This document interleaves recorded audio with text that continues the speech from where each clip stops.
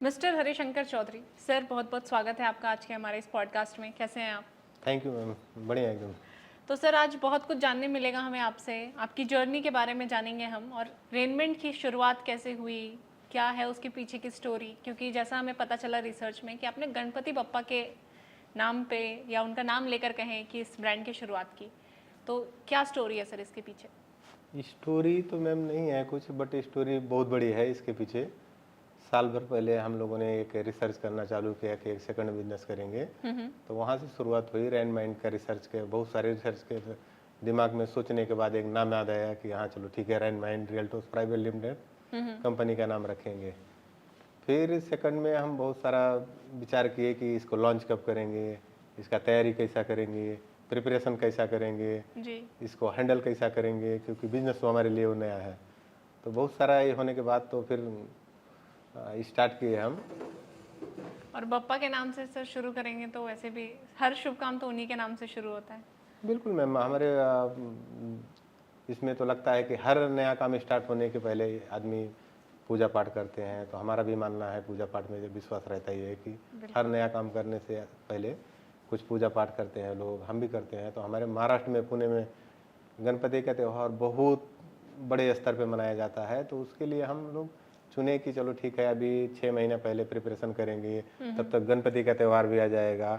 और वहाँ से सेम डे स्टार्ट करेंगे कि गणपति जिस दिन हमारे यहाँ बिठाए जाते हैं, तो उस दिन से शुरुआत करेंगे कंपनी की। तो बहुत सारा 6 महीने पहले से प्रिपरेशन करने का सब तैयारी की है। उसके बाद सेम। बिल्कुल। तो सर, ये रेनमेंट इस नाम के पीछे का मतलब क्या है? नाम के पीछे तो मतलब नहीं कोई है मैम, बट इसका मतलब अगर निकाला जाए तो निकलता है कि रैन माइंड का मतलब है नेचर ऑफ माइंड। अच्छा। नेचर बोलो तो सबको पता है कि नेचर हम लोग को भी सबको पसंद है। तो इसीलिए हमारे हिसाब से जो निकलता है नाम nature of mind. Nature of mind. बिल्कुल सर। तो ऐसा हमें हमारी टीम को रिसर्च के वक्त पता चला कि आपका बैकग्राउंड कंस्ट्रक्शन का रहा है, आप हमेशा से उस सेक्टर में काम करते आए हैं, तो फिर अचानक से गारमेंट्स इंडस्ट्री क्यों? अचानक से नहीं है मैम, हम तो 1 साल पहले से रिसर्च करना, उस पर बहुत सारा रिसर्च किए। बहुत सारा दिमाग में आया कि समझो हमारे पास कंस्ट्रक्शन कंपनी है ऑलरेडी पहले से इस्टेब्लिश, तो कुछ फैमिली में कुछ एक नया बिजनेस किया जाए। क्योंकि फैमिली में अभी 3 मेंबर हो गए हैं। एक मैं खुद हूँ, वो हमारी वाइफ हैं शोभा जी, और अभी लड़की भी बिजनेस में आ गई हैं। तो बोलिए एक सेकंड बिजनेस स्टार्ट किया जाए। तो ये जर्नी 1 साल पहले से हमने शुरुआत किया। तो बहुत सारा रिसर्च करने के बाद ये धीरे धीरे करके हमने नाम, कंपनी, ये सब सोचना स्टार्ट किए। तो ये सब अच्छा, तो अभी जैसा आपने कहा कि इसमें इन्वॉल्वमेंट आपकी वाइफ और आपकी बेटी का भी है, बिल्कुल है। तो गारमेंट में ज़्यादा इंटरेस्ट उनका था? ऑब्वियसली रहेगा, क्योंकि हमारी लड़की है, हमारी वाइफ है, दोनों को फैशन और ये सब चीज़ें पसंद है। हमको तो बेसिकली कम ही माना जाएगा पसंद है। जी। हाँ, बट सिर्फ सेकंड बिजनेस में आने के लिए हमारा सोच था। अब गारमेंट में ही आएंगे ये सोच नहीं था। बिल्कुल। तो आपके लिए कितना डिफिकल्ट रहा है कंस्ट्रक्शन से गारमेंट तक का ये जो जर्नी है कि हाँ, आप अलग टाइप के बिजनेस का बेस बनाना है, उससे शुरुआत करना है उसकी? जर्नी तो बहुत हार्ड वर्क रहा है हमारा मैम, क्योंकि कंस्ट्रक्शन बिजनेस तो हमारे ऑलमोस्ट 10 ईयर से Aditya group builders and developers के नाम से चालू है। तो वो तो हमारा Pune is my home town. तो पुणे से हमारा रिलेटेड है। तो वहाँ से इंडस्ट्री इसका आदित्य ग्रुप का शुरुआत हुआ। और पुणे में पुणे यूनिवर्सिटी भी BS सिविल है हम। तो वो जर्नी स्टार्ट हुआ। तो बहुत सारा छोटे छोटे वर्क करने से, इस्टेब्लिश करने से फिर आदित्य ग्रुप तक यहाँ तक सफ़र आया। और रैन माइंड की रही बात, तो रैन माइंड एक बार सोचे, फिर वापस पूरा फैमिली में डिस्कशन हुआ। फिर डिस्कशन के बाद हमने डिसीजन लेना चालू किया कि कैसा स्टार्ट करेंगे, कहाँ से कपड़े सोर्स करेंगे। बहुत सारा फैमिली में चर्चा चालू रहती है। हाँ, तो सर, ये जैसा अभी आपने कहा कि डिस्कशंस हुए हैं बहुत सारे, तो इस डिस्कशन में सबसे डिफिकल्ट पार्ट क्या लगा आप लोगों को एज अ फैमिली या एज अ बिजनेस टीम की? क्या हार्ड है सबसे ज़्यादा करना? हार्ड तो बिजनेस में हर चीज़ है मैम। अभी आज के लाइफ टाइम में तो बिल्कुल। चैलेंजेस हैं, बहुत सारे ब्रांड हैं ऑलरेडी इंडिया में। तो हम भी स्टार्ट करने से पहले विचार कर रहे हैं कि हज़ारों ब्रांड हैं, फिर हमारे ही कपड़े क्यों लेंगे लोग। बट हमको पहले से भरोसा है कि हम ऑलरेडी बिजनेस कर रहे हैं। तो हमको पता भी है कि क्वालिटी और सब चीज़ें जो भी चीज़ें हैं वो सब तरीके से बेहतर तरीके से गाइड किया जाए, मैनेज किया जाए, कस्टमर को सर्टिफिकेशन होना चाहिए। तो इसके हिसाब से हम एक सोच बनाए और फिर गारमेंट के लिए अप्रोच किए कि हाँ सर, फैमिली पूरे। ज़रूरी है। तो सर इन सब में आपके लिए सबसे बड़ा जो प्रॉब्लम है, कह सकते हैं एक टीम सेटअप किया आपने गारमेंट इंडस्ट्री के लिए, तो सबसे बड़ी चैलेंज क्या लगी आपको? कॉस्ट, कंपटीशन या लेबर, क्या था सबसे बड़ा चैलेंज? इसके लिए मैम तो लेबर और कॉस्ट नहीं माना जाएगा, क्योंकि कॉस्ट तो हमारे प्रोडक्ट का सब हाई कॉस्ट का ही प्रोडक्ट है, क्योंकि वर्ल्ड क्लास ब्रांड बनाने के लिए प्रोडक्ट लो क्लास का तो नहीं हो सकता है। जी बिल्कुल। क्योंकि हमारे ब्रांड का नाम ही है rain mind world class fashion brand. तो इसके लिए कॉस्ट तो ज़्यादा मायने नहीं रखता है, बट कॉस्ट बहुत हाई है हमारे प्रोडक्ट का। बट हमने बहुत सारा रिसर्च किया और उसके बाद तरीके किए, डेवलप किए। उसके बाद रिसर्च टीम कहाँ से मिलेगी, कपड़े चेक करने वाले कहाँ से मिलेंगे, इसका स्टिचिंग कहाँ से हम कराएंगे, इसका बटन्स कहाँ शर्ट में लगेगी, उससे ब्रांडिंग का नाम कैसा आएगा, ब्रांड का लोगो कैसा होगा। बहुत सारा रिसर्च, हमको कम से कम 6 महीने रिसर्च में ही गए। ओके। तो मतलब ये सारी चीज़ों के लिए एक अलग टीम है आपके पास रिसर्च के लिए सिर्फ अभी भी? पहले तो स्टार्ट किए वो टाइम हमने फैमिली मिलके ही सब रिसर्च किए मैम, वो टाइम हमारे पास टीम नहीं थी। अच्छा। आज के डेट में बोल सकते हैं कि टीम है, ओके। बट पहले टीम नहीं थी। पहले हमने ही पूरा रिसर्च स्टार्ट किए हैं, हमारी फैमिली स्टार्ट किए हैं। उस पर सजेशन होते थे, डिस्कशन होते थे, फाइनल अप्रूव होता था कि हाँ चलो ठीक है, मुंबई जाएंगे, दिल्ली जाएंगे, रिसर्च करेंगे, गूगल रिसर्च करेंगे। बहुत सारा कितना पहनने वाले लोग हैं, अच्छा, कितना। तो इसके लिए आप लोग इन फील्ड जाके भी रिसर्च करते थे, अलग अलग स्टेट, अलग अलग डिस्ट्रिक्ट में वो चीज़ें एक्सप्लोर करते थे फैशन से रिलेटेड? बिल्कुल मैम, बहुत सारे रिलेटेड हमने फैशन के रिलेटेड, मुंबई हो गया, पुणे हो गया, दिल्ली हो गया, लुधियाना हो गया, बहुत सारे सिटी में हमने रिसर्च किया। तो 2-4 सिटी का नाम आपको बताए, जी। ऐसे कम से कम 200 सिटी में हमने रिसर्च किया है। फैब्रिक पहले तो चैलेंज था कि वर्ल्ड क्लास ब्रांड होना चाहिए, तो फैब्रिक भी वर्ल्ड क्लास होना चाहिए। तो वो रिलेटेड हमने बहुत सारे रिसर्च किए, बहुत सारे तरीके ढूंढे कि यहाँ से कहाँ से फैब्रिक लेंगे और कैसा गुड क्वालिटी फैब्रिक लेंगे, तभी तो प्रोडक्ट का नाम वर्ल्ड क्लास ब्रांड बोल सकते हैं उसको। तो सर अभी जैसा आपने एक्सप्लेन किया कि वो क्या प्रोसेस होता है क्वालिटी से सेटिस्फैक्शन का, या उस फीडबैक को कैसे आप लोग पॉजिटिवली कन्वर्ट करते हैं अपने परफॉर्मेंस के थ्रू, तो ये जो प्रोसेस है आपके क्वालिटी चेक का, ये काफ़ी कॉस्टली लगता है कि इतने प्रोसेस से हो के एक प्रोडक्ट आप निकालते हैं। तो इतना कॉस्टली प्रोसेस आपने क्यों चूज़ किया? आप तो कॉस्ट सेव कर सकते थे इन चीज़ों में। कॉस्ट सेव कर सकते हैं, बट उसको वर्ल्ड क्लास ब्रांड तो फिर नहीं बोला जाएगा, क्योंकि वर्ल्ड क्लास ब्रांड के लिए बहुत सारा कॉस्ट लगता है मैम। वो प्रोसेस ही इतना लंबा है, क्योंकि कपड़े में एक चीज़ से कपड़ा नहीं लगता है लोगों को। समझो एक फैब्रिक है और कपड़ा बन गया, उतना से ही नहीं। एक फैब्रिक चूज करने से लेके उस पर लोगो का कैसा लगेगा, बटन्स कहाँ लगेगी, उसका साइजेस बरोबर है कि नहीं, ब्रांड के एस्टेब्लिश साइजेस हैं कि नहीं, वो सब बहुत सारे तरीके डेवलप करना पड़ता है। तो इसीलिए कॉस्ट तो इफेक्टिव रहता ही है, चैलेंज एक। तो इतने देर से आप एक टर्म बार बार यूज़ कर रहे हैं, वर्ल्ड क्लास।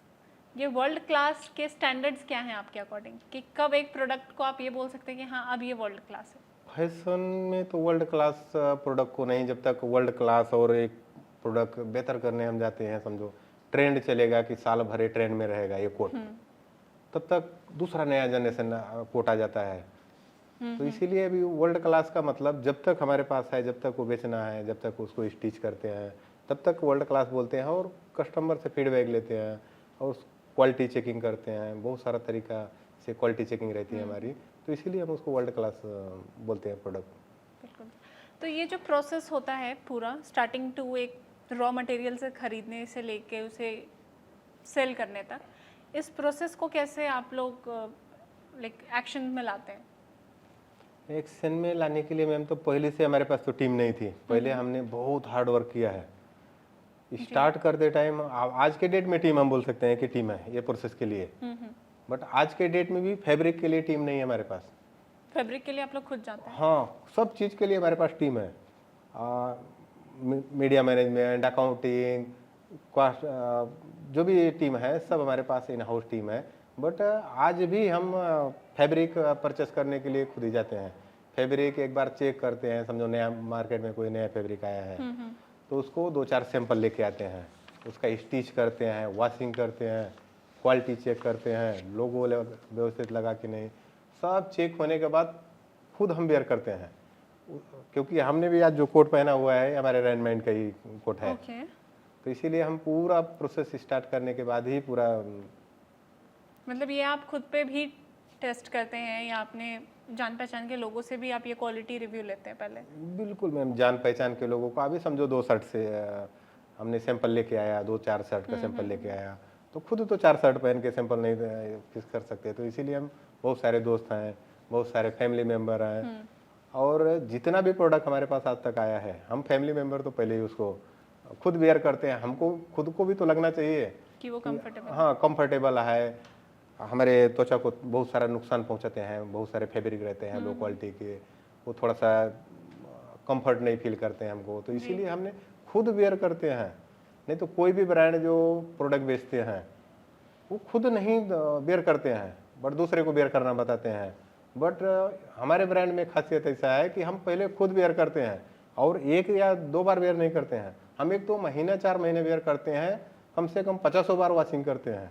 उसके बाद हम कस्टमर में उसको 1000 पीस बनाने को ऑर्डर देते हैं, फिर हमारा प्रोसेस आगे का स्टार्ट होता है, फिर कस्टमर तक पहुंचता है प्रोडक्ट। ओके। तो सर जैसा ये आपने अभी कहा कि ये रॉ मटेरियल अभी तक आप लोग खुद ही चूज़ करने जाते हैं या वो क्वालिटी देखने, तो अभी तक आपको कहाँ की रॉ मटेरियल सबसे सेटिस्फाइंग लगी है?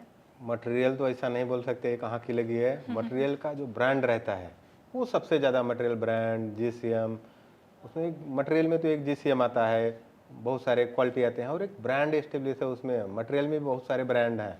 अच्छा। तो हम ब्रांड का ही मटेरियल, जितना भी मटेरियल फैब्रिक परचेस करने जाते हैं ब्रांड का ही लेके आते हैं। और आज तक तो बहुत सारी टीम हमारे पास है, अभी इन हाउस टीम है, लेकिन कभी भी हम टीम के ऊपर भरोसा नहीं, हम खुद भी जाते हैं और सैंपल से लेके आते हैं, और ब्रांड का ही सैंपल लेके आते हैं अच्छा। मटेरियल का।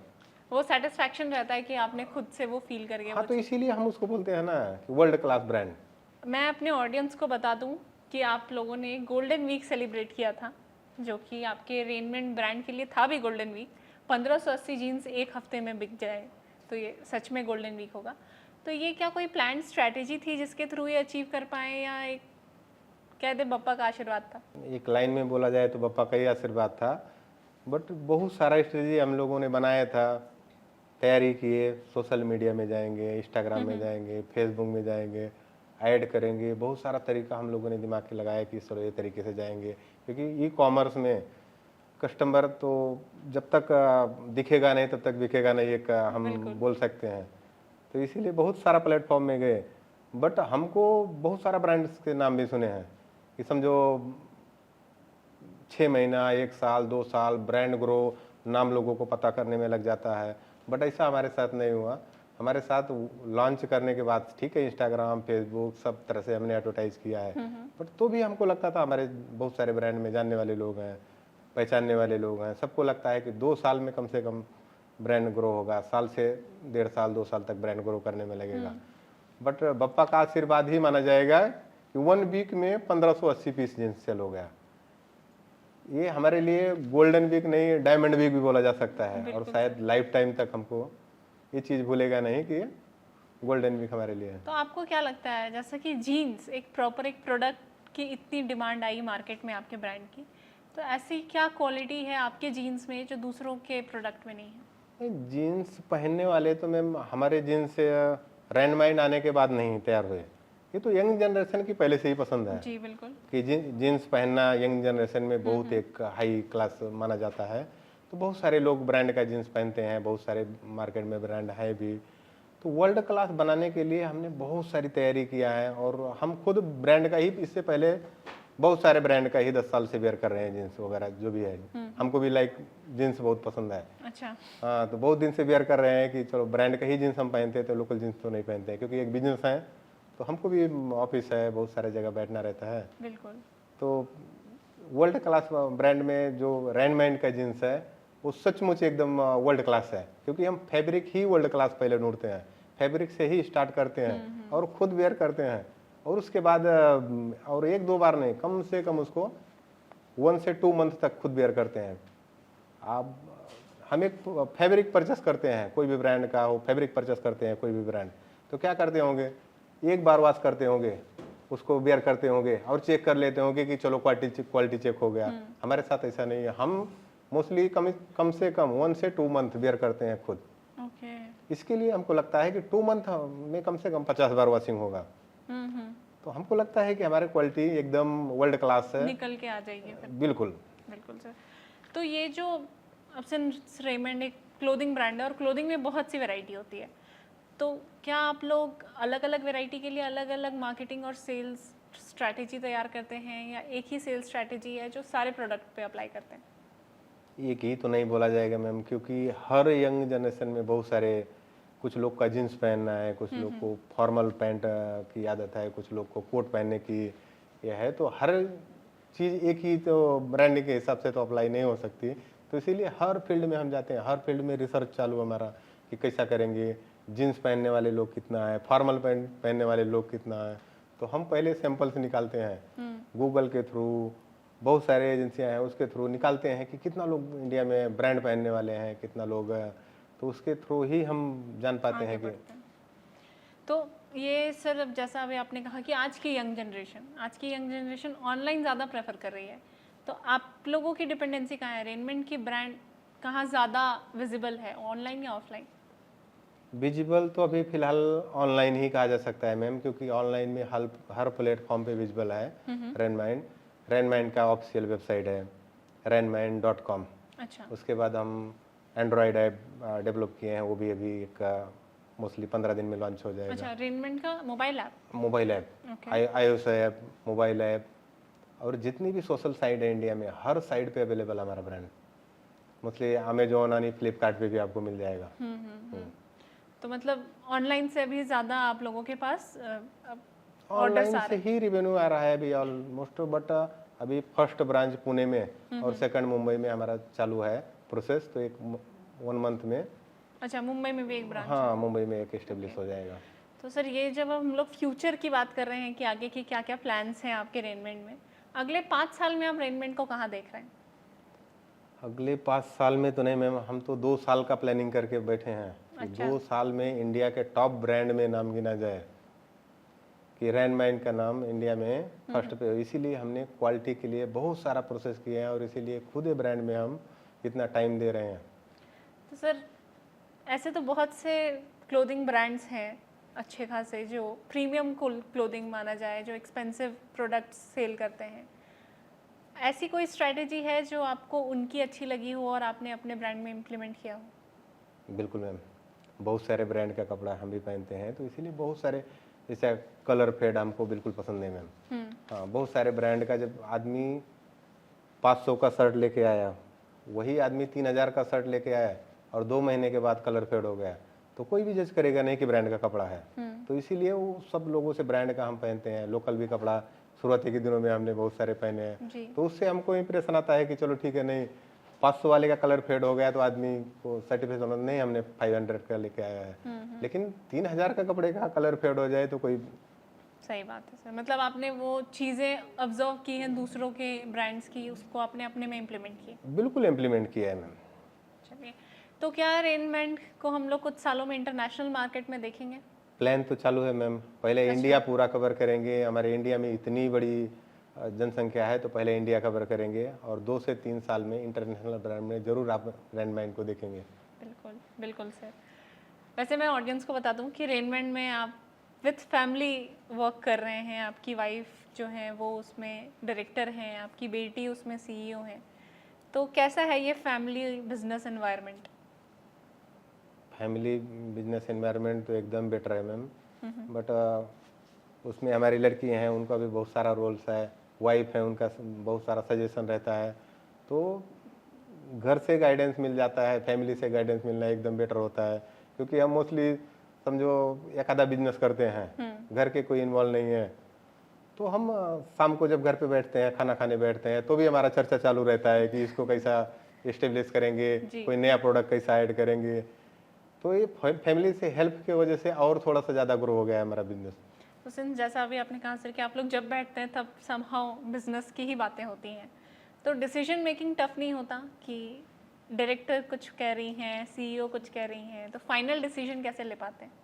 फाइनल डिसीजन लेना तो बहुत मुश्किल होता है मैम, जी। क्योंकि वो चर्चा ही चालू रहता है, बहुत सारा प्रोडक्ट है लाएंगे तो चर्चा चालू रहता है हमारा। नहीं नहीं तो समझो ये वेस्टर्न लुक में हमारी लड़की हैं, वो बोले वेस्टर्न लुक में लेके आएंगे, हमारी वाइफ है नहीं ये फॉर्मल लुक में लेके आएंगे, तो दोनों में चर्चा चालू रहता है। हमारा भी सजेशन रहता है कि नहीं पहले हम क्राइटेरिया निकालेंगे, पहले रिसर्च करेंगे कितना लोग पहनने वाले हैं क्या है, तो चर्चा में ही 8 दिन और 15 दिन निकल जाता है। तो वो सब तरीके से एक डिसीजन लेने में, बट वो एक बेटर होता है कि घर से थोड़ा हेल्प मिलता है, डिसीजन ले सकते हैं, बात कर सकते हैं, बिना चर्चा के तो कोई काम स्टार्ट नहीं किया जा सकता। बिल्कुल सर। तो इसी तो मतलब वो प्रॉपरली इन्वॉल्व रहते हैं सब कोई हर चीज़ के डिसीजंस में आपके साथ? प्रॉपर इन्वॉल्व रहते हैं। तो आपके लिए सर कितना डिफ़िकल्ट है कि कंस्ट्रक्शन जिसमें आपने हमेशा से काम किया है, जो आपका एक बेस है, उसको भी मैनेज करना है और जो भी आपने नया नया शुरू किया है उसको भी मैनेज करना, कितना डिफ़िकल्ट है दोनों को बैलेंस करना? बहुत डिफिकल्ट है मैम, हमने तो संघर्ष से ही हमारा जर्नी स्टार्ट हुआ है। तो आदित्य ग्रुप तो संघर्ष से ही स्टार्ट होके यहाँ तक एंड तक आया है, जी। और आज के डेट में हम रैनमाइंड में भी 1 ईयर से संघर्ष ही कर रहे हैं। बहुत सारा डिफिकल्ट आता है, और डिफिकल्ट को चैलेंज करना ही एक बिजनेसमैन की खूबी होती है, तो इसीलिए डिफिकल्ट रहता ही है बिजनेस में। तो आपके लिए दोनों ही बिजनेस की अगर बात करें, कंस्ट्रक्शन और गारमेंट्स, सबसे अच्छी चीज़ दोनों ही बिजनेस में क्या लगती है? दोनों ही बिजनेस में कंस्ट्रक्शन ही हमारे लिए एकदम बेटर है, क्योंकि हमारी शुरुआत ही वहीं से हुई मैम। जी। सेकंड बिजनेस में तो हमको इतना अच्छी चीज़ लगी कि स्टार्ट करते ही हमको गोल्डन वीक जैसा चांस मिला, इसीलिए हमारे लिए एकदम बेटर ऑप्शन मिल गया। हमको भी इम्प्रेशन आया और मोटिवेशन हुए हम कि बहुत बड़ा कर सकते हैं। जहाँ लोग मार्केट में बोलते हैं कि ब्रांड के ग्रो करने में 2 साल लग जाता है, 5 साल लग जाता है, हम तो बप्पा का नाम लिए और मोस्टली हफ्ते भर में ही गोल्डन वीक हमारे लिए आ गया। बिल्कुल। तो सर जैसा भी आपने कहा कि संघर्ष से ही आपकी जर्नी शुरू हुई है, तो बहुत बार ऐसा हुआ होगा कि आप डीमोटिवेट हुए होंगे, लगा होगा कि बहुत मुश्किल हो रहा है चीज़ों को डील करना। उस वक्त क्या मोटिवेशन आता है आपके अंदर से जो आप आगे बढ़ने की सोचते हैं? बहुत बार होता है मैम कि अभी समझो ये काम हमने स्टार्ट किया है, फैब्रिक रिसर्च करना स्टार्ट किया है, जैसा मान लेते हैं रैनमैंड के बारे में। तो अभी मुंबई गए, वहाँ रिसर्च करते करते फैब्रिक नहीं मिल पाया, तो डीमोट होते हैं कि समझो अभी यहाँ फैब्रिक नहीं मिल पाया तो अब अगला सिटी कौन सा चुनना है। तो बहुत सारे चैलेंजेस आते रहते हैं, और फेस करना ही एक बिजनेसमैन की बखूबी जवाबदारी होती है। जब तक वो चैलेंज नहीं फेस करेगा तब तक कोई इंसान इंडिया में बिजनेसमैन नहीं बन सकता। बिल्कुल सर। तो सर इस वक्त जो व्यूअर्स आपको सुन रहे हैं, जो चाह रहे हैं अपनी फैमिली के साथ बिजनेस शुरू करना, उनके लिए आपका क्या मैसेज होगा? उनके लिए तो इंडिया एक इतना बड़ी फैमिली है, बिजनेस करना तो उनके लिए तो बेटर है कि इंडिया जैसे जहाँ पे पैदा हुए हैं, तो इंडिया में बिजनेस करना फैमिली के हिसाब से तो आप उनको सपोर्ट मिलता है।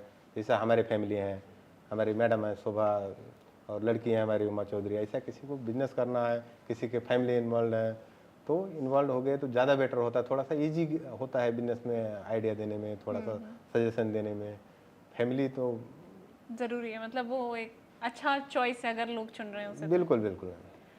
तो सर लास्टली कोई मैसेज, फाइनल मैसेज जो आप अपने कस्टमर्स को देना चाहेंगे जो रेनमेंट अब ट्राई करने की सोच रहे हैं आज के पॉडकास्ट के बाद? रैनमाइंड का प्रोडक्ट सचमुच वर्ल्ड क्लास है, क्योंकि हम बहुत सारे टेस्ट करके ही ये करते हैं, और एक बार ज़रूर रैनमाइंड का प्रोडक्ट लोग बाई करें तो उनको खुद समझ में आएगा कि सच में वर्ल्ड क्लास ब्रांड है। बिल्कुल सर, बिल्कुल। तो सर कंस्ट्रक्शन की जो आपने जर्नी शुरू की, जब वहाँ से आपने बेस से शुरू किया अपना एक ब्रांड, अपनी एक कंस्ट्रक्शन कंपनी, वो मोमेंट कैसा था, वो जर्नी कैसी रही? वो जर्नी तो मेरे लिए बहुत हार्ड वर्क रहा, क्योंकि हमने जीरो से ही कंस्ट्रक्शन जर्नी स्टार्ट किया है। पुणे यूनिवर्सिटी से सिविल बैकग्राउंड से हूँ मैं। अच्छा। तो इसीलिए जीरो से ही हमारी शुरुआत हो गई। हम कोई बिजनेस फैमिली से नहीं है पहले से, बट आज के डेट में बोल सकते हैं कि हमारे पास 2 बिजनेस हैं। एक तो आदित्य ग्रुप पहले से बहुत सारा संघर्ष उसमें जुड़ा है, हम जीरो से ही काम करना, खुद काम वर्किंग करना, जॉब करके ही हम स्टार्ट करके आदित्य ग्रुप के ऊपर तक लेके आए हैं। और कितने आज साल की है सर 10 ईयर की जर्नी है मैम आदित्य ग्रुप की। और उसके बाद सेकंड 1 साल पहले से हम एक विचार में आया कि कुछ फैमिली हमारी इन्वॉल्व है, जैसे हमारी वाइफ शोभा जी हैं, बेटी उमा चौधरी हैं, इन्वॉल्व हुए बिजनेस में, दोनों बिजनेस में। तो हमको लगा और एक बिजनेस किया जाए, तो वहाँ से जर्नी शुरुआत हुई रेनमाइंड की। बट रेनमाइंड की भी जर्नी इतना आसान नहीं है, बहुत सारा रिसोर्च, क्योंकि हमारे लिए वो नया बिजनेस नया, है। बिल्कुल तो यहाँ से स्टार्ट हुआ है। तो आपके लिए इजी है अभी कंस्ट्रक्शन से रिलेटेड प्रॉब्लम सॉल्व करना या गारमेंट से रिलेटेड? कंस्ट्रक्शन से रिलेटेड इजी है मैम, क्योंकि हमारा 10 साल उसमें हो गया और बैकग्राउंड सिविल है पुणे यूनिवर्सिटी से, तो इसीलिए हमको उसमें सॉल्व करना तो शायद इतना बड़ा चैलेंज नहीं। आज के डेट में शुरुआती के दिनों में बहुत सारा चैलेंज फेस किया हमने, बट आज के डेट में चैलेंज नहीं, हमारा वर्क ही बोल सकते हैं कि हमको वर्क करना है और हमको बखूबी आता है, बेहतर तरीके से करना आता है कंस्ट्रक्शन का वर्क। तो सर उसमें क्या क्या सर्विसेज होते हैं जो आप प्रोवाइड करते हैं कंस्ट्रक्शन से रिलेटेड? कंस्ट्रक्शन से रिलेटेड जैसे हमारे फ्लैट्स हो गए, ओपन बंगलो प्लॉट्स हो गए, ये सब चीज़ें प्रोवाइड करते हैं। और हम पहले क्या करते हैं, पहले जगह परचेस करते हैं, फिर हमारे यहाँ कैसा म्यूनसिपल कॉर्पोरेशन है, बीएमसी है, वो पासिंग के लिए जाते हैं, पासिंग के लिए प्रोजेक्ट पास करके लेते हैं। कमर्शियल रेजिडेंशियल प्रोजेक्ट है, ओपन बंगलो प्लॉट्स हैं, ये सब का सेल आउट होता है। ओके, तो इसका आप लोग end to end service provide करते हैं, मतलब क्लाइंट्स के लिए? स्टार्ट टू एंड बोला जा सकता है कि स्टार्ट मतलब जगह परचेस करने से लेके एक फ्लैट बनाने तक, एक बिल्डिंग बना के पूरी बिल्डिंग खड़ा करके देने तक की हमारी प्रोसेस होती है। ओके। और सर इसमें आपने ये नाम जो रखा है, इसके पीछे क्या स्टोरी थी? आदित्य बिरला, ये sorry Aditya group builders and developers. अच्छा, Aditya group builders and developers की इस नाम के पीछे की क्या स्टोरी है? स्टोरी तो नहीं बोला जा सकता, हम तो इतना बड़ा स्टोरी वाले आए नहीं मैम, हम तो एक जीरो फैमिली से, जीरो से ऊपर आए हैं, तो हम इतना ये बारे में तो नहीं नॉलेज है। बट हमारे बच्चे का नाम है, एक आदित्य है, हमारे लड़के अच्छा 12 ईयर्स के हैं, तो उनका नाम है आदित्य। तो ओके, तो उनके नाम पे हाँ, उनके नाम से Aditya group builders and developers की शुरुआत हुई। ओके, तो आगे चल के क्या वो भी इसी बिजनेस में इन्वॉल्व होंगे? क्योंकि ये बिजनेस, जैसा आपने कहा कि आपकी बेटी भी अब इसमें इन्वॉल्व है, तो आगे चल के business family full take over करने वाली है? पूरा फैमिली बिजनेस ही है मैम, क्योंकि सेकंड बिजनेस तो अभी स्टार्ट हो गया और अभी भी हमारे पास जितना भी वर्किंग है उसमें अभी भी घर के फैमिली के लोग और 2 क्या 10 भी आए तो उतना वर्किंग तो है ऑलरेडी। हाँ। तो सर इतने देर से आपने अपनी बेटी उमा चौधरी के बारे में बात की, अब ऑडियंस भी एक्साइटेड होगी उनसे मिलने के लिए, तो अब हम कुछ देर के लिए उनको भी बुलाना चाहेंगे, उनसे भी कुछ बातें करेंगे। बिल्कुल मैम, आई हुई हैं। बिल्कुल सर। मिस उमा चौधरी, बहुत बहुत स्वागत है आपका, कैसी हैं आप? अच्छे हैं, थैंक यू। तो जब आपने रेनमेंट में एज अ सीईओ अपनी जिम्मेदारी संभाली, क्या सोच था वो पहला? एक्चुअली एक्सपीरियंस मुझे अपने फैमिली से ही मिली है। पीछे के बैकग्राउंड से मुझे जो भी एक्सपीरियंस मिला, मैंने जो भी नॉलेज आया मेरे अंदर, वो मेरे फैमिली बैकग्राउंड से ही आया है। मैंने 2 इयर्स अपने ओल्ड कंपनी में वर्क भी किया है, तो उधर से मुझे एक्सपीरियंस आया है। तो फैमिली मेम्बर में लगा कि हम नया बिजनेस स्टार्ट करेंगे, उसमें अपने बेटी को सीईओ रखेंगे। अच्छा, तो वहाँ से मैं सीईओ हुई। मुझे पहला आया था कि पोस्ट कोई भी हो, हमें डेडिकेशन से वर्क करना है, हमें रेनमाइंड ऐसी जगह ले जाना है, ऐसा बिग ब्रांड बनाना है जो डोमेस्टिक ना हो के इंटरनेशनल तक ही वो जाना जाए। अच्छा, मतलब आपने बेस अप्रोच ही यही लेके चला कि इसको तो इंटरनेशनल पहुँचाना है। बिल्कुल। तो जब एक फैमिली के अंदर आप काम कर रही हैं, जो जब आपके पिताजी की कुछ अलग अप्रोच हैं, उनको पता है कि हमें ये स्टैंडर्ड रखना है, और आपको अपना यूनिक एक जो यंग एज टीनेज के फैशन का सेंस रखना है, वो अप्रोच, उस दोनों के बीच में बैलेंस बनाना कितना डिफिकल्ट हो रहा है? इसमें बैलेंस बनाना हमें डिफ़िकल्ट नहीं हुआ, क्योंकि फैमिली ऑलरेडी अंडरस्टैंडिंग है। वो हमारे फैशन को लेके थोड़ा है कि ठीक है, लड़की अभी यंग है, वो सोच रही है, तो यंग के हिसाब से यंग की एनर्जी अलग है, थॉट अलग है, तो उसके हिसाब से वो बेटर सोच रही है। तो मुझे लगा मेरे पेरेंट्स का विज़न मुझे अच्छा लगा, बस उसमें मुझे थोड़ा थोड़ा चेंजेस करना था कि थोड़े न्यू फैशन में आना है, तो वो हमारे लिए इजी था क्योंकि हमारी फैमिली अंडरस्टैंडिंग है। बिल्कुल, मतलब वो सपोर्ट आपको हमेशा से रहा है? हमेशा से ही रहा है। तो आपका हमेशा से बैकग्राउंड रहा है ये फैशन से रिलेटेड, या? नहीं, ऐसा कोई बैकग्राउंड नहीं था हमारा, तो वही था कि हम कंस्ट्रक्शन में ही आगे जाएंगे। तो ये तो बाद में हुआ कि फैमिली मेम्बर में एक नया बिजनेस स्टार्ट करते हैं जिसमें सब इन्वॉल्व हो, सबके लिए हो। तो फैशन ये इसके लिए आया क्योंकि ऑलरेडी हम और मम्मी दोनों लोग फैशन की दुनिया में थोड़ा ज़्यादा अपडेट है। रहते हैं। तो इसलिए डैड को लगा कि उस पे जाना चाहिए। आप तुम लोगों को अपडेट भी रहना है, उसमें फोकस भी करना है, सोचना भी है, तो तुम लोग बेटर कर सकते हो उसमें। बिल्कुल। तो फैशन से रिलेटेड अगर आप कुछ न्यू स्टार्ट कर रही हैं तो सबसे बड़ी टारगेट ऑडियंस आज की यंग एज है, यस, तो उनको टारगेट करना सबसे सही आपको कैसे लगता है, ऑनलाइन या ऑफलाइन? मुझे ऑनलाइन ही लगता है क्योंकि ऑनलाइन ऐसा प्लेटफॉर्म है जो अपने ब्रांड के बारे में हमें पहचान दे सकते हैं, नई ऊंचाई ले जा सकते हैं, लोगों को अपने ब्रांड के बारे में हम बता सकते हैं। New style, new fashion launch हुआ तो हम उन्हें तुरंत अपडेट कर सकते हैं। तो हमारे लिए ऑनलाइन बेटर है। बट ऑफलाइन का एक बेस्ट पॉइंट है कि हमें कस्टमर ट्रस्टेड मिलते हैं, एक्सपीरियंस मिलता है उनसे। तो वो ऑफलाइन और ऑनलाइन हमारे लिए दोनों बेटर है, पर आज के टाइम में मैं ऑनलाइन ज़्यादा प्रेफर करूँगी। आप ऑनलाइन प्रेफर करेंगी? यस, तो ऑनलाइन के लिए अगर हम सोशल मीडिया की बात करें जिस पे लोग जल्दी प्रमोट करते हैं अपने Yes. ब्रांड्स को, वहाँ पे ट्रेंड्स भी बहुत जल्दी चेंज होते हैं, चेंज होते हैं। तो उसके साथ पेस मेंटेन करना कैसे ये बहुत डिफिकल्ट रह रहा है? डिफ़िकल्ट है क्योंकि पर डे चेंज हो रहा है, या हम सोचे तो पर आवर्स भी चेंज हो रहे हैं। लोगों के फैशन, बिल्कुल। मेंटल सोच, सब चीज़ें अलग चेंज हो, तो हमें उस पर ज़्यादा फोकस देना पड़ रहा है। मैं सोशल मीडिया खुद एक्टिव रहती हूँ कि अभी के ट्रेंड में क्या है, क्या चीज़ें चल रही है, फिर मैं डिस्कस फैमिली में भी कर रही हूँ, उनको दिखाती हूँ कि ये चीज़ ट्रेंड में चल रहा है। अभी मैंने वेस्टर्न कोट के बारे में बोला है, वो ट्रेंड में है अभी। जी। तो मैंने उसके बारे में पहले फैमिली वाले को बताया कि वेस्टर्न कोड अभी ट्रेंड में चल रहा है, वो ऑफिस में हम वेयर कर सकते हैं, जिससे पर्सनालिटी और कॉन्फिडेंस दोनों आता है। तो फैमिली वाले ने एग्री किया, ये अच्छा बेटर चॉइस है, तो क्या।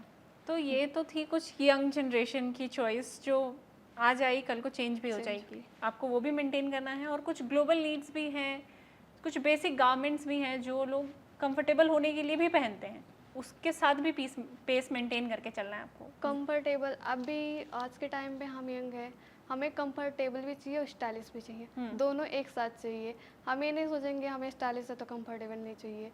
तो वो दोनों मेंटेन करना मेरे लिए बहुत चैलेंजेस है, क्योंकि मैं खुद वो चीज़ खुद मैं ट्राई करती हूँ, कंफर्टेबल मैं खुद फील कर रही हूँ कि नहीं।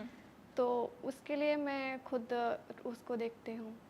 तो ये कितना डिफ़िकल्ट होता है आपके लिए कि आपका ब्रांड या आपका प्रोडक्ट या जो ड्रेस आप लॉन्च करने जा रही हैं वो दूसरों से डिफरेंट लगे, उसकी डिज़ाइनिंग डिफरेंट हो, स्टिचिंग डिफरेंट हो, क्वालिटी अलग हो, ये कैसे मेक श्योर करती हैं आप?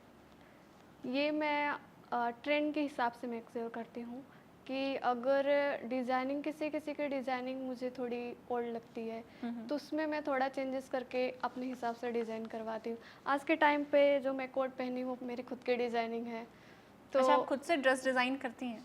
वो मैं देखती हूँ, सोचती हूँ, फिर मैं बताती हूँ आगे कि ऐसा करो, तो वो हो जाता है। तो अभी जैसे मैंने आपके पिताजी से भी बात की, गोल्डन वीक आप लोगों ने सेलिब्रेट किया, 1580 जीन्स एक वीक में सेल करना बहुत बड़ी अचीवमेंट है। तो बीइंग एन सीईओ, जब आपने ये माइलस्टोन अचीव कर लिया है तो अगला माइलस्टोन क्या है?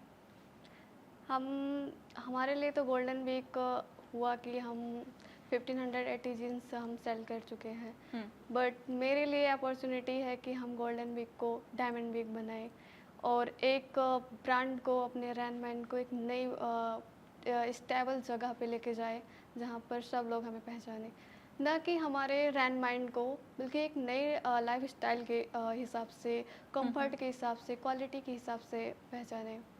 तो आपको क्या लग रहा है कि जीन्स के बाद ऐसी कौन सी प्रोडक्ट है आपकी जो नेक्स्ट माइलस्टोन अचीव करने में हेल्प करेगी?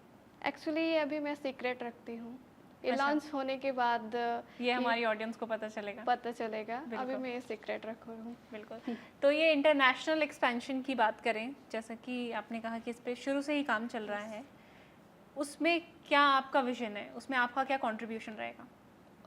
इंटरनेशनल एक्सपेंस, जी। उसमें मुझे लगता है इंटरनेशनल एक्सपेंस में एक ऐसा प्रोसेस है जो किसी भी ब्रांड को एक नया नेक्स्ट लेवल मिल जाता है। अपने ब्रांड के अचीव अलग मिल जाते हैं, पहचान अलग मिल जाती है, ग्लोबली मिल जाता है, तो हमें लगता है कि वो हमें मिलना चाहिए। बिल्कुल। तो ये अगर विजन है, अगर बेस लाइन में ये विजन लेके चल रही है तो जी। बिल्कुल मिलेगा। वर्ल्ड क्लास, आपके ब्रांड में ही, आपके ब्रांड के नेम में ही ये वर्ड आता है, वर्ल्ड क्लास। आपके लिए वर्ल्ड क्लास का डेफिनेशन क्या है? सिर्फ एक प्रोडक्ट की हाँ ये प्रोडक्ट बहुत अच्छा है, ये वर्ल्ड क्लास है, या कस्टमर सेटिस्फैक्शन भी ज़रूरी है? हमारे लिए वर्ल्ड क्लास का मतलब कस्टमर भी, उनकी सेटिस्फेक्शन भी है, और सबसे मेन पॉइंट है कि हम वर्ल्ड क्लास इसके लिए बोल रहे हैं क्योंकि हम क्लॉथ ही वर्ल्ड क्लास, फैब्रिक प्रीमियम कर रहे हैं हम। उसमें एक छोटी से छोटी भी चीज़ें हम खुद डिसाइड कर रहे हैं, बटन हुआ या स्टिचिंग हुई, वॉश हुआ, ये सब हम खुद डिसाइड कर रहे हैं। तो कस्टमर्स तो रहेगा ही, तो हमारे फैब्रिक भी है, क्लॉथ भी है। तो बीइंग एन यंग एंटरप्रेन्योर, एक यंग सीईओ मैं कहूँगी, ऐसी कोई स्टीरियोटाइप हैं जो आपको फेस करने पड़े हों कि ऐसा हो कि अरे मुझे सीरियसली लो, मैं ये बात कह रही हूँ तो एक्चुअली मुझे ये पता हुआ है? है, ये हुआ है। मैं जब 2 इयर्स वर्क के बाद जब फर्स्ट टाइम में मेरे को अनाउंस किया गया कि सीईओ हूँ, तो लोगों ने जज किया कि एक्सपीरियंस नहीं है, कम एज है, क्या ही बिजनेस संभालेंगे, तो ये फेस करना पड़ा है। बट हमारे पेरेंट्स सपोर्टिव हैं, मैं शुरू से बोल रही हूँ, हमको बहुत सपोर्ट किए हैं। तो उन्होंने बोला कुछ चीज़ें हमें मिल गई है, तुम लोगों को मिल गई है, तो उसको खुद ही आगे वाले को दिखाओ कि हमको ये चीज़ें आती हैं, ये नहीं हमें विरासत में मिल गई है तो सब चीज़ें सेट है, ऐसा नहीं है। तुम्हारे पास एक्सपीरियंस है, तुमने वर्क किया है, स्टार्टिंग से ही चीज़ें देखते आए हो, हमारा स्ट्रगल भी सुने हो, तो एक्सपीरियंस दिखाओ उनको कि ऐसा नहीं है। और भी बहुत सारी चीज़ें प्रॉब्लम आई है, तो मैंने खुद ना डिसीजन लेके अपने पेरेंट्स से ज़रूर सजेस्ट लिया है कि अच्छा, वो आपको सजेस्ट करते हैं फिर इस सिचुएशन को कैसे हैंडल? कैसे हैंडल करना है। एक्चुअली मेरी इतनी एक्सपीरियंस है नहीं, तो मैं अपने पेरेंट्स से ही एक्सपीरियंस ले लेके आगे जा रही हूँ। बिल्कुल, जब वो हैं गाइड करने के लिए तो उससे बेटर क्या हो क्या सकता है? है। तो रेनमेंट एक फैमिली ड्रिवन कंपनी है जिसमें सारे फैमिली वाले ही समहाउ एक डिसीजन पे पहुंचते हैं। तो ऐसा कभी हुआ है कि आप किसी पॉइंट पे कन्विंस करना चाह रही हैं, वो लोग किसी एक पॉइंट पे अटके हुए हैं, तो वो मोमेंट कैसे हैंडल करती हैं? एक्चुअली ऐसा बहुत बार हो जाता है, हम किसी डिसीजन पे नहीं निकलते हैं, सबकी अपनी अपनी पॉइंट ऑफ व्यू है कि कोई कुछ बोल रहा है, जैसे मंदिर का अलग रहता है, वो बोलते हैं नहीं हमें वेस्टर्न लुक में नहीं, फॉर्मल लुक में जाओगे, और मेरा मानना है नहीं हम इसमें जाएंगे। डैड ये दोनों सुनते रहते हैं कि हम लोग क्या बोल रहे हैं, तो बोल रहे ठीक है, फाइनल डिसीजन डैड का ही रहता है, उन्होंने जो फाइनल कर दिया वो मानना है। उनका एक्सपीरियंस हम लोगों से ज़्यादा है, उन्होंने ज़्यादा स्ट्रगल किया है, तो हमको लगता है कि ठीक है, आपस में डिस्कस कर लिए, एक दूसरे से बात कर लिए, अब एक बार डैड से भी पूछ लेते हैं उनको क्या सही लगता है।